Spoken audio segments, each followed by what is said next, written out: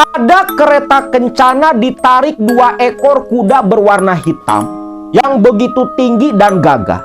Lantas turunlah dari kereta kencana itu 2 sosok laki-laki tinggi besar. Jin-jin yang ada di dalam istana semua menjerit kesakitan. Sampai si istana ini terguncang seperti terkena gempa. Gempa yang luar biasa. Enggas, orang tong dibaca deui eta surat. Enggas, ucap Raja Jin dan jin-jin yang ada di situ.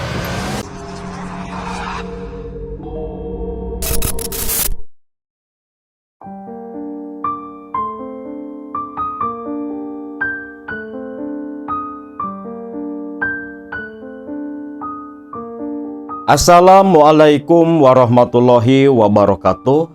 Salam sejahtera buat semua Baraya KMS dimanapun kalian berada.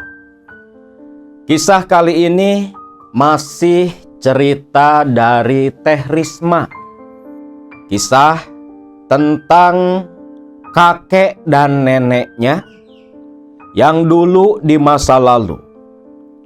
Kakek kandung Teh Risma meninggal akibat terkena kiriman teluh dari saingan yang memperebutkan istri dari kakek Teh Risma. Dan cerita tentang kakek tiri Teh Risma yang hampir mati ditumbalkan oleh majikannya sendiri. Kisah ini kisah nyata yang tentunya dibagikan atas seizin keluarga besar dari Teh Risma, yang tentunya saat ini keluarga Teh Risma baik yang ada di Majalengka ataupun di Bandung sana, semua ikut menonton dan mengenang kejadian masa lalu yang menimpa keluarga mereka. Kakek dan nenek Teh Risma, khususnya sang nenek dari pihak bapak, dulu lahir dan tinggal di daerah Talaga, Majalengka. Nenek dari Teh Risma yang bernama Mak Inot Siti Aminah merupakan anak dari pasangan suami istri yang bernama Ibu Dami dan Bapak Saput. Bu Dami dan Bapak Saput di masa lalu semasa hidup mereka. Mereka ini terkenal sebagai seorang jawara. Jawara pilih tanding. Bapak Saput terkenal akan kesaktian dan kegagahannya. Istrinya pun Ibu Dami tak kalah gagah dan sakti pula. Bahkan Ibu Dami ini bisa dibilang ratu pelet di daerah Talaga. Saking ampuh dan banyaknya ilmu pengasihan yang beliau punya. Maka Inot dari semenjak kecil itu sudah digembleng dengan berbagai ilmu kanuragan oleh kedua orang tuanya. Majalengka ini dari mulai daerah Cikijing memang terkenal sebagai tanah kelahiran para jawara di tanah Priangan, di Tatar Priangan. Dari zaman dulu hingga saat ini masih ada guru-guru besar ilmu-ilmu hikmah, padepokan-padepokan, bahkan yang berbentuk lembaga seperti pondok pesantren yang memang mengajarkan ilmu-ilmu seperti itu, tentunya dengan sanad yang cukup jelas. Mak Inot adalah seorang gadis muda yang begitu cantik jelita. Kembang desa di Talaga, jadi rebutan setiap pemuda, para jawara, bahkan jadi rebutan para sinyo-sinyo, para tuan tanah di zaman Belanda. Waktu itu, Inot berprofesi sebagai seorang penari ronggeng yang tentunya Kepiawaiannya dalam menari dia dapatkan pula dari sang ibu, yang setiap kali Inot pentas tari ronggeng, siapapun akan terpesona oleh kecantikan Inot. Satu ketika, Inot yang masih gadis saat itu diundang menari di sebuah perkebunan teh di daerah Cipatat, Raja Mandala. Yang pada waktu dulu, perkebunan teh itu bernama Perkebunan Ranca Bentang, yang sekarang ini dikelola oleh PT PN 8. Inot beserta rombongan pun, rombongan para penari, panayagan, semua berangkat ke Bandung untuk pentas seni tari di perkebunan teh. Ketika tiba di lokasi yang oleh Inot atau Ma Inot disebut dengan nama Ondernimon Ranca Bentang, di situ pun Inot menunjukkan kepiawaiannya dalam menari, membuat semua tamu yang hadir, bahkan penonton dari kalangan rakyat biasa, begitu terpesona. Bahkan si pemilik perkebunan teh, yang merupakan orang Chinese, bukan Cindo, tapi asli orang Cina, yang waktu itu beliau bernama Chen Cian Centong. Beliau ini begitu terpikat oleh kecantikan dari Inot. Ketika sedang menari, biasanya para penonton, terkhusus penyelenggara, itu ikut turun juga menari bersama para ronggeng yang ada di sana. Tak terkecuali si Tuan Chen. Tuan Chen yang memang sudah jatuh hati ketika pertama kali melihat Inot, itu langsung menari dengan Inot. Dan dari situlah benih cinta pun tumbuh di hati kedua orang ini. Tuan Chen yang memang masih perjaka, belum mempunyai istri, selepas selesai acara seni tari ronggeng, dia pun langsung menyatakan rasa cintanya kepada Inot. Gayung bersambut. Inot pun memang jatuh cinta pula kepada Tuan Chen. Walaupun di Majalengka, di Talaga, banyak pemuda-pemuda gagah yang memperebutkan Inot, tapi tak ada satu orang pun dari mereka semua yang Inot sukai. Dan entah kenapa ketika pertama bertemu dengan Tuan Chen, rasa cinta langsung tumbuh dalam hati Inot. Hingga pada akhirnya Tuan Chen pun meminang Inot, mendatangi Ibu Dami dan Bapak Saput, yang tentunya hubungan mereka mendapatkan restu. Dan tak berselang lama, Inot beserta Tuan Chen melangsungkan pernikahan. Selepas menikah, Inot diboyong tinggal di Ondernimon Ranca Bentang di perkebunan teh. Inot menjalani kehidupan yang bahagia dengan suaminya Tuan Chen, yang selepas menikah, nama hijrahnya disebut Aki Juhri atau Bapak Juhri. Sepanjang pernikahan dengan Aki Juhri, Inot ini begitu diratukan, hidupnya begitu bahagia, bergelimang harta serba kecukupan. Dan dari pernikahan mereka dikaruniai 2 orang anak. Laki-laki yang pertama bernama Aep, dan yang kedua Saim, yang merupakan bapak kandung dari Teh Risma. Namun seperti pada umumnya, kehidupan itu tak selalu berdiam dalam satu titik. Ada masa di atas, ada masa di bawah. Itu pula yang menimpa kehidupan rumah tangga Inot dan Juhri. Satu saat di sore hari, Juhri atau Tuan Chen, dia pun pergi ngontrol ke pabrik produksi daun teh. Melihat dan mengawasi pekerjaan para karyawan yang memang sudah jadi rutinitas harian. Tuan Chen ini begitu menjaga kualitas produksi daun teh dari perkebunannya.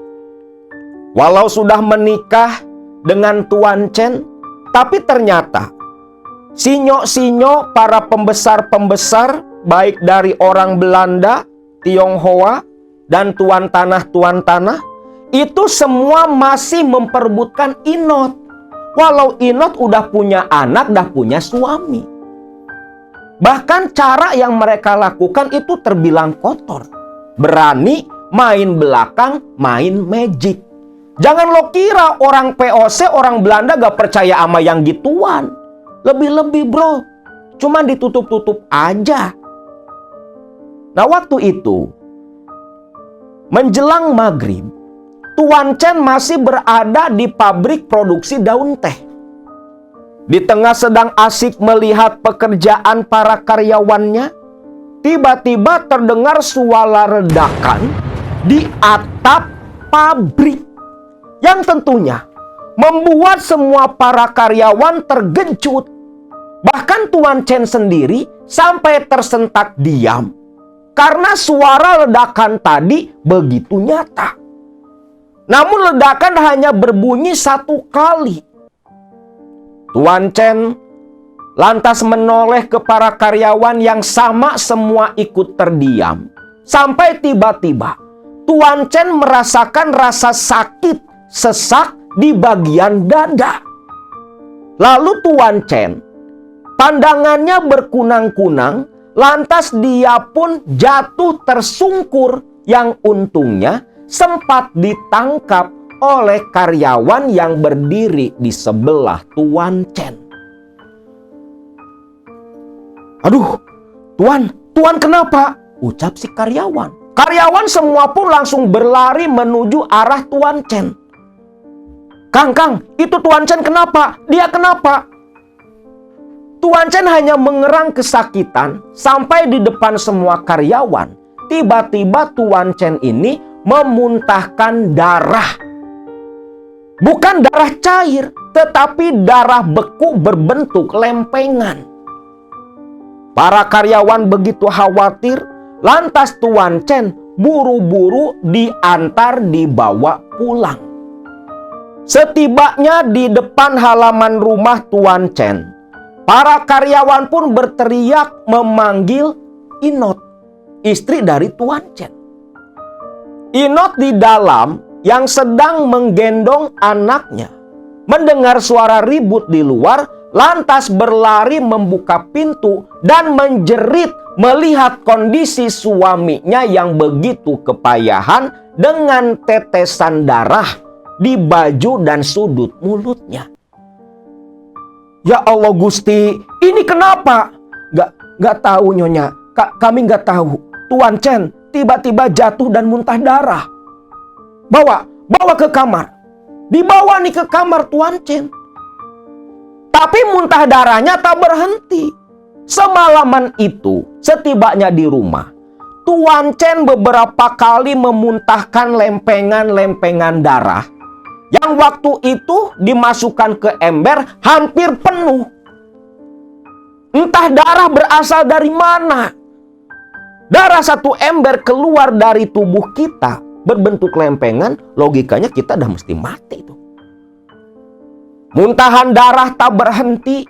Melihat kondisi itu, sadarlah Inot, ada yang tak beres dengan kondisi suaminya. Inot paham, ini suaminya kena kiriman teluh. Namun, apa daya? Saking hebatnya pengaruh teluh yang menyerang suaminya, Tuan Chen atau Bapak Juhri saat itu pula, di malam itu, dia meninggal dunia dalam pangkuan Inot istrinya. Nyawa Tuan Chen tak tertolong. Saking ganasnya teluh yang menyerang tubuhnya. Singkat cerita, selepas Tuan Chen meninggal dunia, jenazahnya pun diurus. Lantas jenazah Tuan Chen dikebumikan di pemakaman Tionghoa, di pemakaman Cina, daerah Cikadut. Orang Bandung pasti pada tahu nih. Dikebumikan di sana. Dan selepas suaminya meninggal, Inot akhirnya pulang balik ke Majalengka, membawa Aep dan Saim, anaknya, buah cinta dari Juhri atau Tuan Chen. Sedangkan perkebunan teh diambil alih oleh keluarga dari Juhri atau Tuan Chen.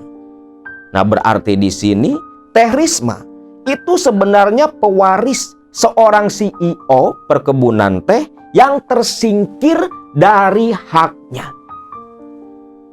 Pulang baliklah ke Majalengka nih, Ma Inot. Mulai kembali hidup bersama Ibu Dami dan Bapak Saput, orang tuanya. Hari-hari Inot pun dihabiskan untuk merawat kedua anak lelakinya yang masih begitu belia. Bahkan Saim, bapaknya Teh Risma, itu masih bisa dibilang bayi. Baru usia beberapa bulan, masih merah. Namun di Majalengka pun, walau sudah jadi janda beranak dua, itu tak membuat orang-orang yang dulu menginginkan Inot berhenti. Mulai banyak berdatangan lagi para pemuda, bahkan duda, datang ke rumah Abah Saput untuk meminang Inot. Karena memang Inot ini bisa dibilang kecantikannya itu nggak luntur-luntur. Nggak pakai skincare, nggak ada skincare zaman dulu. Tapi kecantikan gadis-gadis zaman dulu itu betul-betul alami. Luar biasa kecantikan mereka. Para pemuda begitu banyak berdatangan, bukan hanya dari Talaga, dari desa-desa lain pun yang memang dari dulu begitu menyukai Inot. Semua datang pula untuk meminang Inot. Dan rata-rata itu para jawara yang datang. Bukan orang sembarangan. Rata-rata jawara, tuan tanah, bahkan sinyo-sinyo, anak-anak para pembesar tuh, semua masih menginginkan Inot menjadi pasangannya. Nah, di sini Abah Saput selaku orang tua dari Inot, beliau pun begitu pusing dan bingung karena begitu banyak orang yang datang menginginkan anaknya. Sampai akhirnya Abah Saput memutuskan mengadakan sayembara. Barang siapa yang tak terkalahkan, maka punya hak untuk meminang dan memiliki Inot anaknya. Wih, di sini udah kayak zaman kerajaan. Ma Inot ini almarhum dulu sewaktu jadi janda ini sampai disayembarain. Saking banyaknya pelamar tuh. Zaman sekarang Akang jamin gak ada yang seperti almarhumah Ma Inot. Gak ada. Yang sampai nyari jodoh itu harus ada sayembara. Saking banyaknya pelamar. Bahkan mungkin kalau masih ada keturunan-keturunan para pemuda yang dulu ikut sayembara adu jajaten di Talaga, pasti masih ingat akan cerita orang tua mereka, pengalaman leluhur mereka. Nah, di sini sayembara pun terjadi.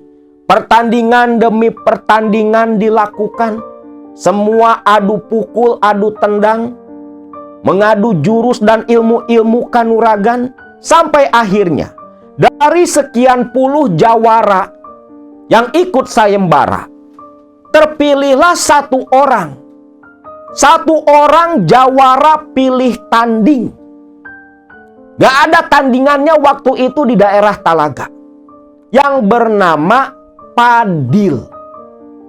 Fadil ini adalah anak dari Bapak Kawi. Masih keturunan dari Talaga Manggung, kerajaan Talaga Manggung, Majalengka.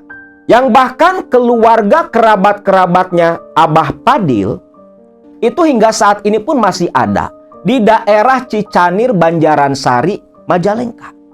Bisa dicek lah, kerabat-kerabat beliau masih ada di sana. Nah, selepas Padil memenangkan sayembara, maka Padil pun langsung menikahi Inot. Resmilah, Inot pun bersuami kembali mengakhiri status jandanya dengan Padil, si jawara pemenang sayembara. Waktu itu ketika Padil menikahi Inot, Padil dalam kondisi menganggur, tak punya pekerjaan. Maka di sini Padil pun mencari-cari pekerjaan di sekitaran daerah Majalengka, sampai akhirnya dapatlah pekerjaan di seorang juragan yang bernama Juragan Basir yang tinggal di daerah Desa Maja. Di Juragan Basir ini, Padil bekerja sebagai pengurus ternak. Karena si Juragan Basir di daerah Desa Maja itu dulu terkenal sebagai orang yang begitu kaya raya. Dihormati pula oleh warga desa tempat tinggalnya. Dihormati karena kekayaannya. Luas tanahnya, luas kebunnya, luas sawahnya, banyak pula hewan ternaknya. Nah, di sini Padil bekerja ditugaskan mengurus sawah dan hewan ternak seperti kambing serta domba milik Juragan Basir. Maka semenjak saat itu resmilah Padil pun menjadi karyawan, jadi bujangnya Juragan Basir. Awalnya ketika bekerja di Juragan Basir, tak ada hal aneh yang dialami atau dirasakan oleh Padil. Berangkat pagi dari rumah, pulang sore balik ke Talaga ke tempat tinggal istrinya. Namun, selang beberapa waktu bekerja di sana, Padil mulai mencium sesuatu yang aneh yang dilakukan oleh majikannya. Di mana Juragan Basir, dia itu punya kebiasaan memberikan sesaji setiap malam Jumat. Bahkan Padil lah yang disuruh Juragan Basir untuk membeli keperluan sesaji di pasar. Bahkan Padil pula yang disuruh menata sesaji-sesaji itu. Yang unik dari sesaji-sesajinya Juragan Basir, di setiap malam Jumat selalu ada daging-daging mentah, baik yang dibentuk seperti sate atau lempengan daging yang disimpan di tampah. Baik daging sapi, kambing atau ayam, semua dalam kondisi mentah. Ada pula kayak nasi tumpeng dan sejenisnya, kopi, teh, segala macam. Sesaji begitu banyak dan komplit. Dan sesaji-sesaji itu selalu disimpan di sebuah kamar di dalam rumah Juragan Basir yang memang begitu besar. Padil masih ingat ketika pertama kali disuruh membeli sesaji. Waktu itu Kamis pagi, Padil baru datang ke tempatnya Juragan Basir. Dia lantas menuju ke kandang domba di kebun belakang rumah. Ketika sedang memberi makan domba-domba milik juragannya, si Juragan Basir ini manggil dari pintu belakang. "Dil, Padil, sini Dil!" teriak Juragan Basir. Padil pun menoleh. "Iya Juragan, ada apa?" "Sini Dil." Padil pun lantas bergegas menuju Juragan Basir. "Ada apa Juragan?" "Dil, kamu sekarang ke pasar. Tolong belikan keperluan sesajen saya." "Sajen? Sajen apa Juragan?" "Alah, jangan banyak tanya. Kamu belikan saja. Ini catatannya." Sambil ngasih selembar tulisan. yang berupa catatan barang apa saja yang harus dibeli oleh Padil. Itu ada kembang 7 rupa, 1 kilo daging sapi, segala macam lah. Tanpa banyak pikir, Padil pun lantas ke pasar. Siang hari pulang dari pasar, bahan-bahan untuk sesaji lantas diserahkan kepada Juragan Basir. Nah, di sini Juragan Basir beralasan kalau sesaji-sesaji itu merupakan tradisi dari leluhurnya yang diwariskan secara turun-temurun. Aki Padil ya nggak peduli lah. Daging sapi disuruh dipotong, dibikin sate, diturutin. Disimpan di nampah beserta umbo rampe dan yang lainnya. Lantas disuruh Juragan Basir diletakkan dalam kamar. Padil masuk, simpan di kamar, lantas keluar lagi langsung bekerja. Gak ada kecurigaan apa-apa. Sampai satu saat, selepas beberapa bulan Padil bekerja di rumah Juragan Basir. Satu ketika, hari Senin pagi itu, Juragan Basir memanggil kembali Padil. Padil pun lantas nyamperin ke Juragan Basir yang duduk di kursi di serambi rumah. Ada apa Juragan? Dil, kamu duduk dulu. Iya Juragan. Padil pun duduk di kursi. Begini Dil, besok Bapak mau keluar kota. Paling 3 harian lah. Hari Jumat juga Bapak sudah pulang. Kamu jangan pulang ke rumah Dil. Mulai besok kamu tinggal saja di rumah ini. Tungguin rumah. Sekaligus tolong jaga anak bungsu Bapak, si Kosim. Soalnya si Kosim gak dibawa. Tak tinggal di rumah saja. Mau keluar kota. Ada acara apa Juragan? Biasalah Dil. Ada urusan bisnis. Bapak mau berkunjung ke salah satu rekan bisnis Bapak. Besok, pagi-pagi kamu kemari. Bawa pakaian buat menginap 3 hari. Itu saja. Kamu lanjutin kerja. Ucap Juragan Basir. Padil pun hanya mengangguk saja tanpa curiga.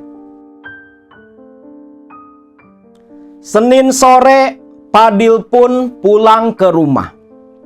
Padil pun laporan ke Inot istrinya. Neng, tolong siapin baju buat menginap 3 hari. Loh, mau kemana Kang? Itu loh, si Juragan Basir mau keluar kota 3 hari.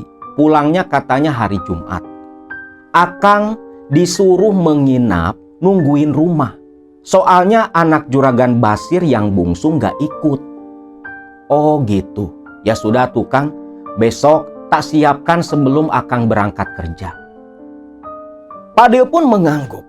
Lantas esoknya, hari Selasa, pagi-pagi Padil berangkat ke rumah Juragan Basir membawa gembolan yang berisi pakaiannya. Tiba di rumah Juragan Basir, terlihat Juragan Basir, istri, dan beberapa anaknya yang mau ikut sudah berpakaian rapi. Padil pun dipanggil oleh Juragan Basir. Dil, sini dulu Dil. Iya Juragan. Padil dituntun dibawa masuk ke dalam rumah. Dil, nanti malam kamu tidur di kamar ini. Sambil nunjuk ke sebuah pintu kamar yang cukup besar. Iya Juragan, ingat ya, kamu tidur di kamar ini saja. Dan untuk makanan kamu, sudah Bapak siapkan. Ada di meja dapur. Jangan lupa, kamu makan. Itu makanan semua Bapak siapkan untuk kamu. Ucap Juragan Basir. Padil pun hanya mengangguk saja, lantas Juragan Basir beserta keluarganya pun pamitan. Terkecuali si anak bungsu yang waktu itu ikut tinggal di rumah bersama Padil. Padil pun kembali bekerja, namun dia nggak ke sawah, cuman ngurusin ternak di belakang rumah Juragan Basir. Soalnya kan mesti nungguin anak Juragan Basir nih, Gak mungkin anak juragannya dia bawa ke sawah. Dikarenakan larut dalam pekerjaan, terlebih pagi hari Padil ini udah makan pula dari rumah. Padil pun ketika sore hari balik ke rumah Juragan Basir, lantas menuju ke dapur untuk mengecek makanan yang katanya udah disiapkan Juragan Basir. Begitu masuk ke dapur, terlihat di meja makan ada tudung saji yang cukup besar. Tudung saji itu pun Padil buka. Yang terkejut bukan main Padil melihat makanan yang disiapkan Juragan Basir. Makanannya serba enak-enak. Di situ ada nasi tumpeng, ada bakakak ayam, ada sate, segala macam makanan yang memang jarang dimakan oleh Padil, semua disediakan Juragan Basir. Termasuk ada juga berbagai macam buah-buahan. Aduh, bener-bener nih Juragan Basir, baiknya nggak kepalang. Nih makanan enak-enak semua. Tapi belum mau makan, mandi dulu aja, pikir Padil. Dia pun mandi, karena memang dia begitu kelelahan waktu itu. Lantas, Padil lupa akan makanan di dapur, malah langsung menuju ke kamar yang akan dia tempati selama tinggal di rumah Juragan Basir. Pintu kamar pun dibuka oleh Padil. Begitu pintu terbuka, Padil terbelalak melihat kemewahan di dalam kamar. Isi dalam kamar itu semua serba putih. Dari mulai sprei, bantal, guling, kasur, semua berwarna putih dan begitu empuk. Barang-barang yang di dalam pun dari mulai tirai ke lambu, semua berwarna putih pula. Waduh, gak salah. Masa ia harus tidur di kamar semewah ini? Ini mah kamarnya bangsawan atuh. Kamarnya orang kaya. Ini mah udah kayak kamar pengantin, pikir Padil. Namun Padil karena memang begitu lelah, akhirnya Padil pun lantas langsung tertidur di atas kasur yang begitu empuk. Biasa tidur di kasur yang dari kapuk, tidur di kasur yang begitu empuk di kamar Juragan Basir, Padil pun langsung terlelap begitu saja. Sedangkan anak Juragan Basir, si Ujang Kosim, itu sudah tidur pula di dalam kamarnya. Nah, malam Rabu, malam pertama Padil menginap. Disinilah Padil mengalami sesuatu yang cukup ganjil. Di mana ketika Padil terlelap dalam tidurnya, Padil bermimpi. Mimpi didatangi oleh seorang lelaki tua yang mengaku sebagai leluhur dari Padil. Lelaki tua ini berkata, "Padil, maneh ulah sare di kamar ieu. Jeung maneh ulah ngadahar sasajen anu disadiakeun ku si Basir," ucap lelaki itu. Padil pun keheranan. Apa maksud dari leluhurnya datang dalam mimpi hanya menyampaikan pesan seperti itu? Padil pun lantas terbangun. Dia duduk diam di atas ranjang memikirkan pesan dari sang leluhur. Waduh, boa-boa aing rek disulurkeun, pikir Padil. Yang maksudnya, jangan-jangan saya mau ditumbalkan oleh si Juragan Basir. Karena Padil makin sini makin curiga kalau Juragan Basir menyimpan suatu rahasia gelap di balik harta dan kesuksesan yang dia punya. Padil pun lantas keluar dari kamar langsung menuju dapur mengecek makanan yang dari pagi belum dia sentuh. Begitu makanan dibuka, terkejut dia. Makanan-makanan itu seperti sudah basi dan membusuk. pahamlah Padil. Memang makanan yang disediakan oleh Juragan Basir, yang harus dimakan oleh Padil, itu adalah media untuk menumbalkan Padil. Maka Padil pun langsung kembali ke ruang tamu, hanya duduk diam, memikirkan itu semua. Tapi maknya aing rek ditumbalkeun, aing rek disulurkeun. Alah, kumaha engke lah, ucap Padil yang langsung kembali masuk ke dalam kamarnya. Esoknya hari Rabu, Padil kembali kerja. Kembali kerja seperti biasa. Cuman memang Padil gak mau makan makanan yang disediakan Juragan Basir. Apalagi kan makanannya udah basi. Langsung Padil buang. Nah, malam harinya tidur lagi di kamar itu. Mimpi yang sama lagi.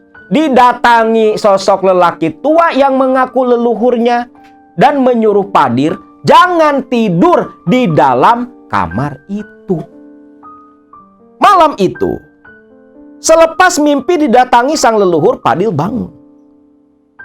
Dia duduk lagi. Makin yakinlah dia kalau sepertinya dia mau ditumbalkan. Di tengah Padil yang sedang melamun, tiba-tiba tepat tengah malam, Padil mendengar suara ringkikan kuda. Suara kuda berlari beserta kereta kencana. Loh. Kok ada keretek kemari? Keretek itu kalau di Majalengka delman ya. Disebutnya keretek. Loh. Kok ada keretek datang kemari? Pikir Padil. Yang tak lama suara kuda dan kereta kencana yang ditarik itu mendekat dan semakin kencang. Lantas berhenti di halaman rumah Juragan Basir. Nah, di sini Padil pun kaget. Bau wangi lantas tercium begitu kuat. Bau wangi dari kembang 7 rupa bercampur kemenyan dan minyak yang biasa diletakkan di sesaji setiap malam Jumat di kamar Juragan Basir. Wanginya begitu Padil kenali karena beberapa kali dia yang belanja. Padil penasaran, dia pun ngintip lewat lubang di celah pintu yang langsung menuju ke halaman. Saat itulah Padil dengan jelas melihat ada kereta kencana ditarik 2 ekor kuda berwarna hitam yang begitu tinggi dan gagah. Lantas turunlah dari kereta kencana itu 2 sosok laki-laki tinggi besar, mengenakan pakaian ala punggawa di masa lalu, seperti prajurit zaman kerajaan, turun dari kereta kencana, lantas berdiri berdempetan di depan rumah. Padil hanya diam memperhatikan. Rasa takut gak ada dong. Wong Aki Padil, dia itu kan jawara pilih tanding loh. Saktinya luar biasa. Gak mungkin takut ngelihat yang gituan. Hal biasa buat beliau. Namun di sini kan Aki Padil penasaran. Lalu tak lama, 2 orang punggawa itu berbicara. Dil, Padil, buka pintunya Dil. Sudah waktunya kamu kami bawa ikut dengan kami, ucap para punggawa. Ah, bener nih. Memang si Juragan Basir mau numbalin saya. Aing rek disulurkeun ieu mah, ucap Aki Padil. Aki Padil hanya diam, mengatur napas seolah takut keberadaannya diketahui oleh 2 punggawa di depan rumah. Aki Padil hanya terus mengintip, tak berbicara sama sekali. Dil, Padil, buka pintunya Dil. Sudah waktunya kamu ikut dengan kami, ikut ke alam kami. Sampai 3 kali 2 punggawa itu memanggil-manggil Aki Padil. Namun tadi gubris, Aki Padil hanya diam dan terus mengintip. Lalu dua penggawa selepas 3 kali memanggil, tapi Padil tak kunjung keluar, akhirnya saling pandang seperti yang kebingungan. Lantas dua penggawa naik kembali ke kereta kencana, lalu memecut kuda. Kereta kencana itu pun berlari dan terbang ke awang-awang. Itu semua disaksikan oleh mata Aki Padil. Nah, selepas dua penggawa dan kereta kencananya pergi, Aki Padil langsung kembali ke ruang tamu. Dia duduk. Bener, kurang ajar si Juragan Basir. Dia mau numbalin saya. Awas saja, biar kapok tak tuker sama anaknya, pikir Aki Padil. Nah, esoknya nih hari Kamis, pagi ya biasa kerja. Pulang kerja, istirahat, malam gak langsung tidur, tapi nunggu si Ujang Kosim tertidur lelap. Aki Padil, dia pun langsung menuju ke kamar anak bungsu Juragan Basir. Melihat si Kosim sudah tertidur begitu lelap. Waktu itu Kosim ya usianya masih balita lah, sekitar umur 4-5 tahunan. Aki Padil pun langsung ngambil si Kosim yang tertidur lelap. Dia bawa, dia pindahkan ke kamar yang serba putih itu, tempat tidurnya Padil. Si Kosim diletakkan di atas ranjang, masih dalam kondisi tertidur lelap. Sedangkan Aki Padil, lantas dia keluar langsung menuju ke kandang ayam di belakang rumah Juragan Basir. Sembunyi. Nah, Aki Padil pun hanya diam di dekat kandang ayam yang memang begitu gelap. Suasana terasa begitu sunyi. Sampai tak terasa, tepat tengah malam, saat Aki Padil mulai terkantuk-kantuk, dia kembali dikejutkan dengan aroma wewangian dan terdengar pula suara ringkikan kuda serta suara kereta kencana. Ah, bener nih, datang lagi mereka. Biar kapok si Juragan, pikir Aki Padil. Kereta kencana itu betullah datang dan berhenti di halaman rumah. Kembali terdengar suara orang turun dari kereta. Lantas kembali berkata, "Padil, sudah waktunya. Buka pintunya. Keluarlah. Kau harus ikut dengan kami." Nah, kalau yang kemarin itu kan gak dijawab nih sama Aki Padil. Malam itu dijawab dong. "Tuh, geus aya gantina. Cokot we anu di jero kamar," ucap Aki Padil. "Udah ada gantinya, ambil saja yang ada di dalam kamar." Selepas mengucapkan kata-kata seperti itu, terdengar suara pintu rumah yang dikunci Aki Padil itu terbuka.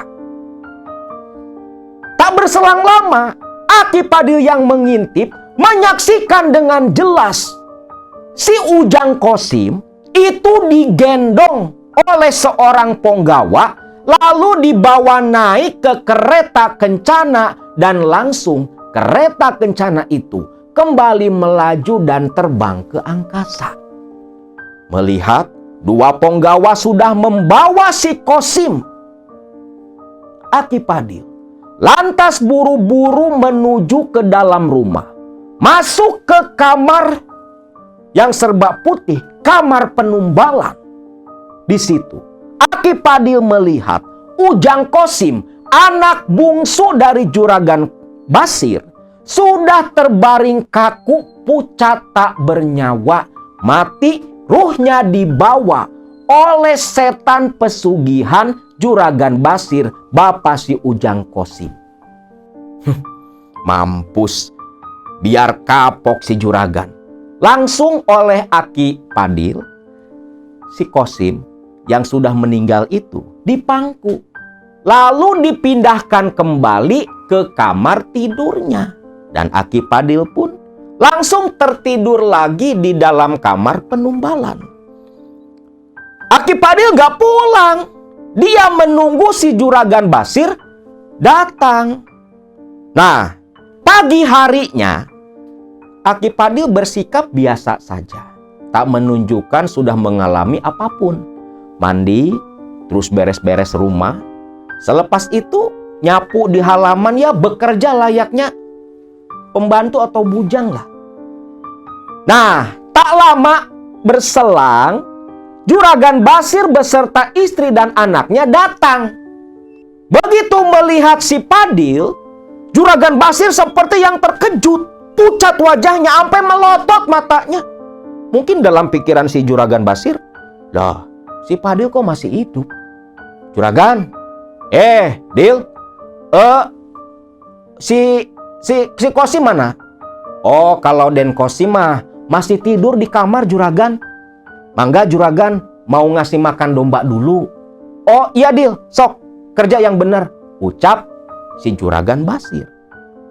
Lalu terlihat ketika Padil menuju ke belakang rumah, Juragan Basir beserta istrinya itu setengah lari masuk ke dalam rumah.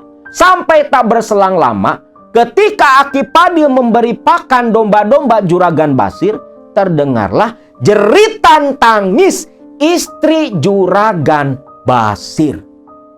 Aki Padil terdiam, lantas menyeringai dan tertawa. Nah, rasain. Kurang ajar mau numbalin saya. Kerasakan anaknya sendiri yang mati, ucap Aki Padil. Nah, kabar kematian Ujang Kosim, anak bungsu Juragan Basir pun lantas menyebar dong. Warga di desa Maja, para tetangga itu berdatangan ke sana, ngelayat.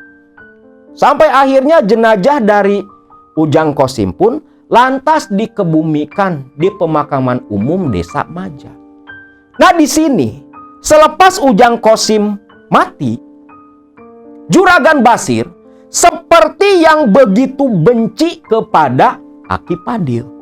Namun Padil ini bersikap biasa-biasa saja, seolah tak sadar dan tidak tahu apa-apa. Bekerja ya bekerja seperti biasa.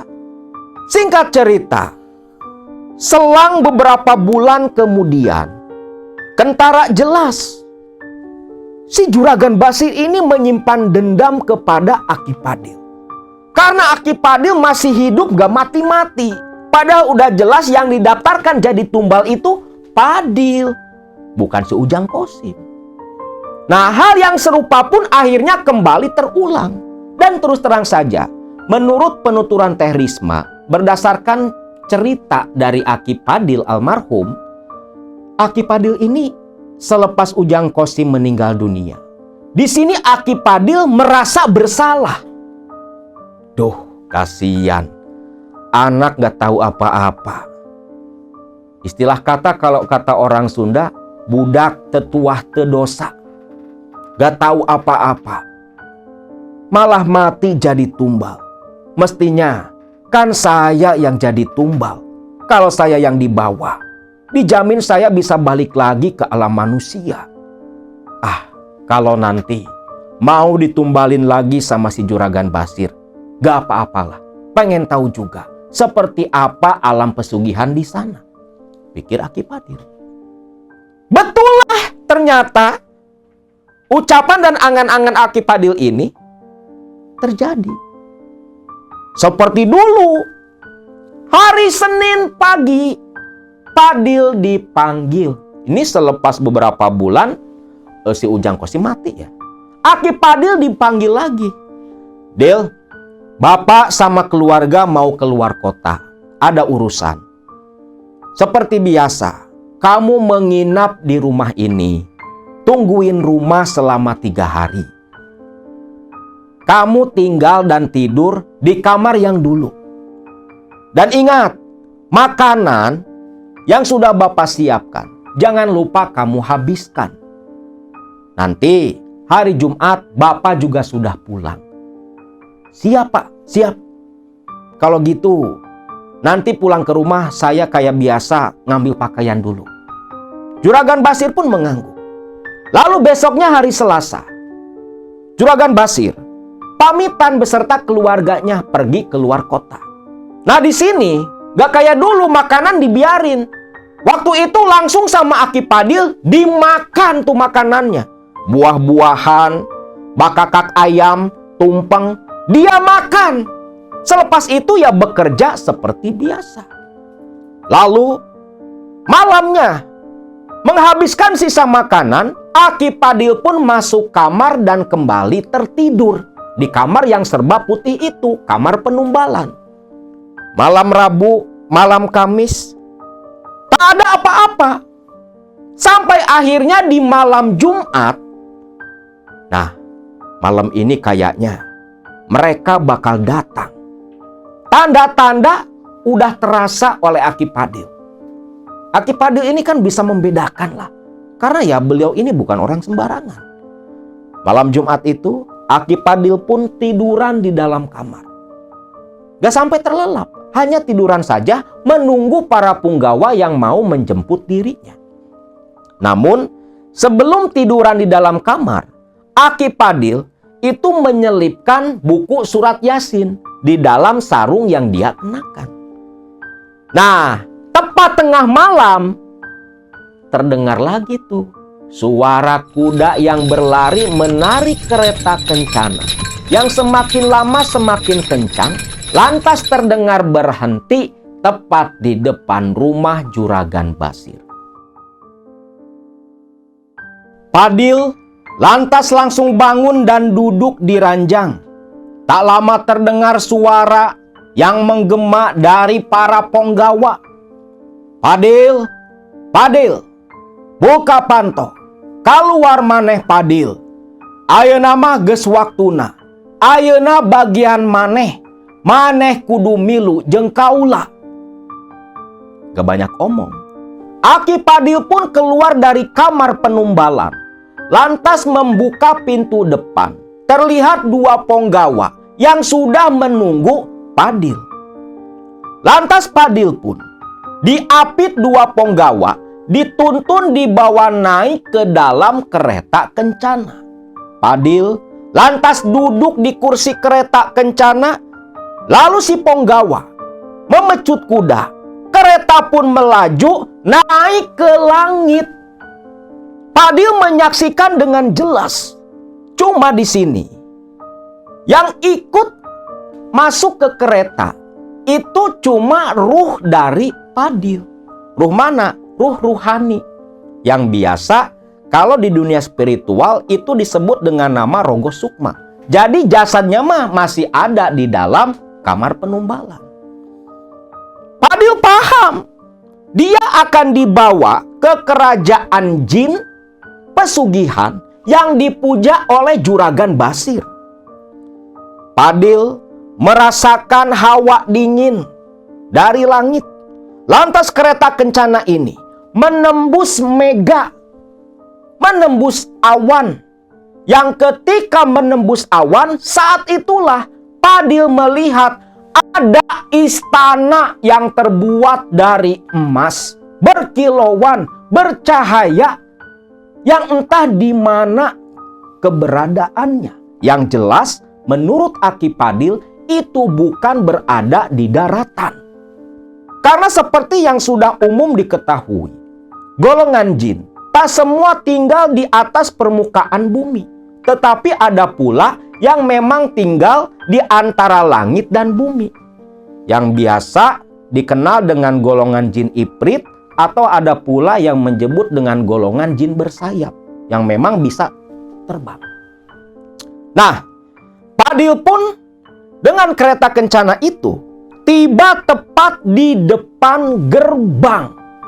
Gerbangnya begitu besar, tinggi, luar biasa, terbuat dari emas yang berkilauan.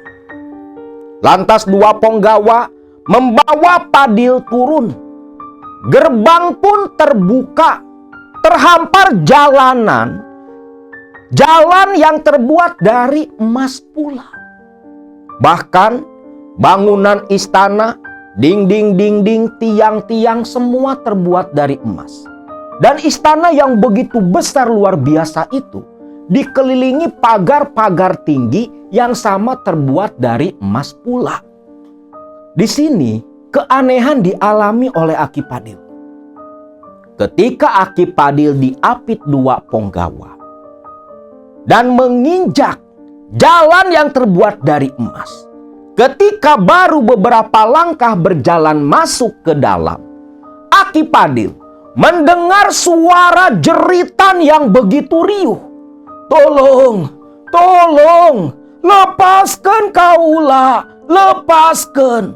Tolong, tolong, lepaskan, ampun." Teriak suara riuh ribuan orang. Bukan puluhan lagi, bro. Ribuan orang. Seketika Akipadil terkejut.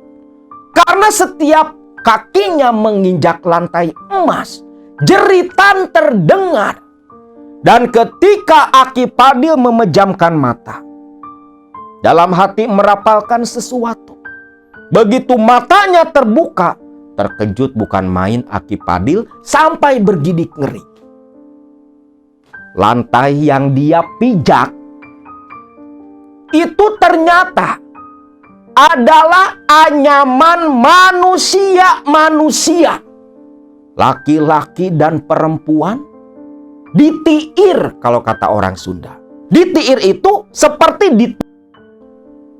dari, mohon maaf, belakang itu tembus ke mulut. Dan dianyam ketika menoleh ke sekeliling. Dinding-dinding istana, benteng, tiang-tiang, bahkan jalanan dan titian tangga yang akan dilewati Akipadil, semua adalah anyaman tubuh manusia yang menjerit, meminta ampun, meminta dilepaskan, meminta dibebaskan. Berlumur darah, berlinang air mata. Mereka menjalani siksaan yang begitu pedih. Bergidik ngeri Akipadil menyaksikan itu semua. Akipadil pun kembali dibawa. Dibawa menghadap Raja Jin, penguasa istana itu. Tiba di depan singgasana. Di situ sosok si Raja Jin yang begitu gagah duduk di atas tahta. Yang tahtanya itu pun terbuat dari anyaman-anyaman tubuh manusia. Lu bayangin dah bangunan istana yang terbuat dari anyaman tubuh manusia. Dan semua manusia itu masih hidup. Hanya merintih dan menjerit kesakitan. Meminta dibebaskan. Dan Akipadil tahu manusia-manusia itu adalah yang semasa hidupnya menjalin kontrak perjanjian, menjalin pesugihan dengan sosok Raja Jin yang duduk gagah di hadapannya. "Padil," ucap si raja. Dia berkata dalam bahasa Sunda, "Maneh dibawa ke tempat ieu. Maneh teh disulurkeun, ditumbalkeun ku dunungan maneh. Di alam manusia maneh mageus paeh. Wayahna mulai ayeuna maneh kudu gawe di karajaan kaula." Yang artinya si Raja Jin ini mengatakan Padil dibawa ke tempat itu karena Padil ditumbalkan oleh Juragan Basir, oleh majikannya. Di alam manusia Padil sudah meninggal dan Padil harus bekerja di kerajaan si Raja Jin sampai waktunya tiba nanti. Dalam arti ketika nanti si Juragan Basir sudah dibawa habis masa perjanjian, barulah nih para tumbal dibebaskan. Jadi nggak selamanya tumbal diam di sana. Itu setahu Akang ya. Wallahu a'lam bishawab. Nah di sini Padil yang memang sadar betul akan hal itu, dia pun berkata, "Teu naon, kaula redo ditumbalkeun, digawekeun di karajaan anjeun. Tapi kaula aya hiji pamenta. Saacan kaula digawekeun di karajaan anjeun, kaula rek aya usul anu geus ku kaula ditulis dina surat. Ayeuna surat ieu ku kaula rek dibacakeun," ucap Aki Padil. Aki Padil, dia nggak apa-apa ditumbalkan, ridho. Dia siap bekerja di istana si Raja Jin itu. Dengan syarat, dia mau meminta sesuatu. Yang sesuatu itu sudah dia tuliskan dalam sebuah surat dan mau dibacakan di depan si Raja Jin. Raja Jin ini pun memberikan izin yang tidak diketahui oleh si Raja Jin, yang memang jin kafir, turunan iblis. Yang dimaksud surat itu apa? Surat Yasin yang dibawa Aki Padil.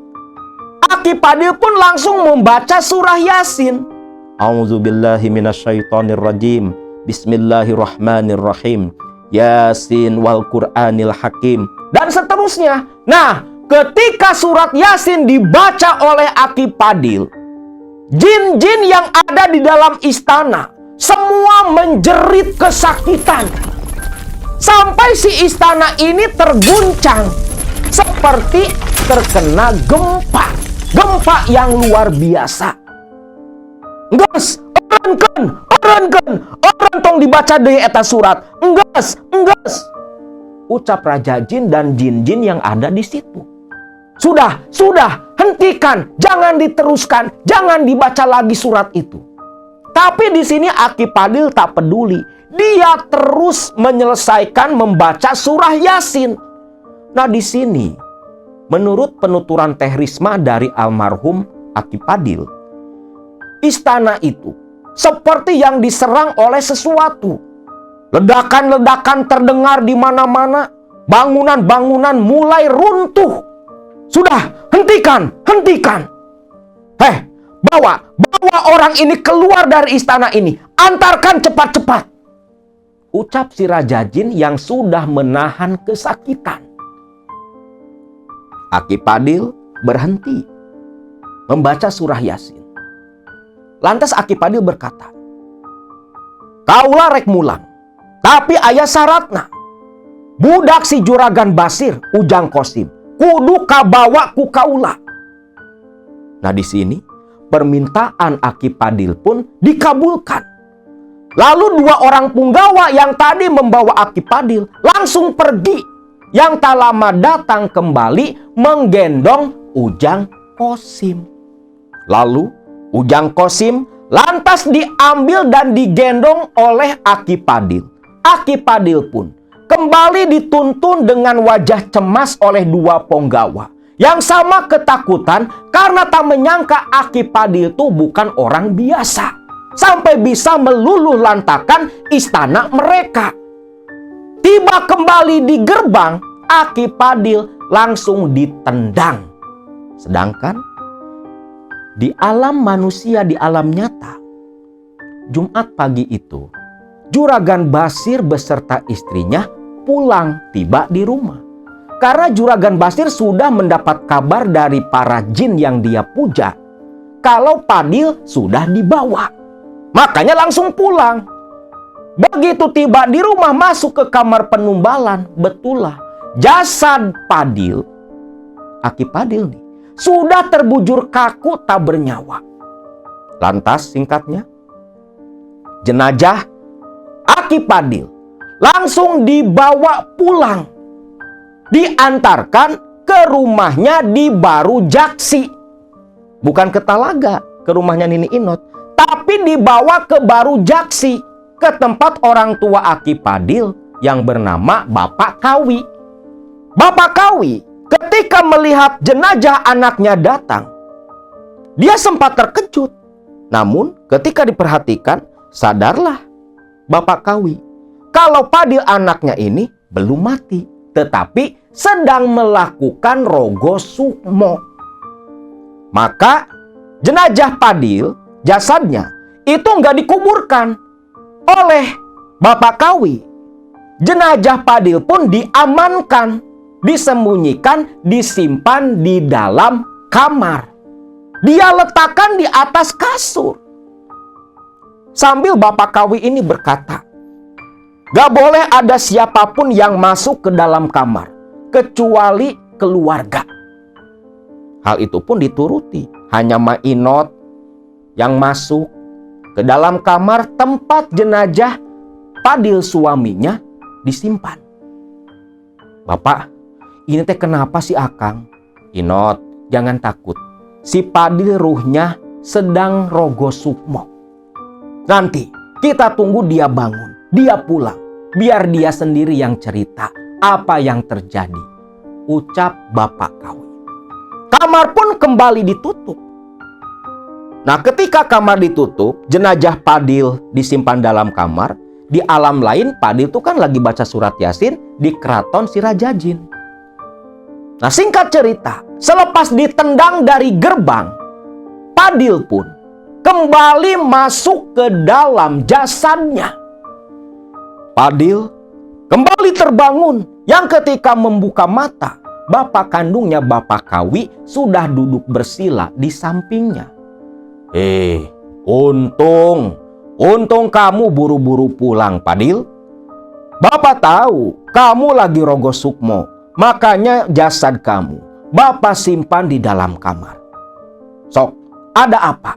Ceritakan ke Bapak, ucap Bapak Kawi. Yang tak lama, Inot istrinya pun dipanggil. Keluarga yang ada di rumah ikut dipanggil pula. Lantas di sini, Padil menceritakan pengalamannya yang ditumbalkan dan dibawa pergi ke alam para jin yang dipuja Juragan Basir. Namun di sini, penyesalan tetap ada. Penyesalan tentang Ujang Kosim. Karena apa? Walau rohnya sudah bisa diselamatkan dari alam pesugihan, tetapi jasad dari Ujang Kosim sudah hancur di dalam tanah karena sudah dikuburkan beberapa bulan lalu. Maka tak bisa hidup kembali. Nah, inilah kenapa dulu Akang pernah bilang, yang namanya orang mati ditumbalkan, asal belum dikuburkan itu masih bisa diselamatkan. Kalau udah mencium tanah, dalam arti dikebumikan, gak bisa. Lantas gimana nasib ruhnya? Ya kembali ke alam barja. Disempurnakan. Dan hal itu pun yang dilakukan oleh Aki Padil dan Bapak Kawi. Bapak Kawi dan Aki Padil langsung mendatangi kuburan dari Ujang Kosim. Ditahlili, ditawasuli, didoakan, disempurnakan agar arwah Ujang Kosim tidak gentayangan, luntang-lantung marakayangan di alam manusia. Dan selepas kejadian itu, Padil memutuskan berhenti kerja di rumah Juragan Basir. Memutuskan hubungan dengan Juragan Basir. Dan hanya Padil beserta keluarga yang tahu kalau Juragan Basir kaya raya dari hasil muja. Yang jelas, beberapa tahun kemudian, Aki Padil mendengar kabar si Juragan Basir, mantan majikannya dulu, yang sempat menumbalkan dirinya, mati dalam kondisi yang begitu mengenaskan, mungkin karena sudah habis masa kontraknya bersama si Raja Jin yang dia puja. Nah, itulah kisah dari Teh Risma tentang pengalaman almarhum kakeknya yang melawan jin pesugihan milik majikannya yang dulu sempat menumbalkan Aki Padil.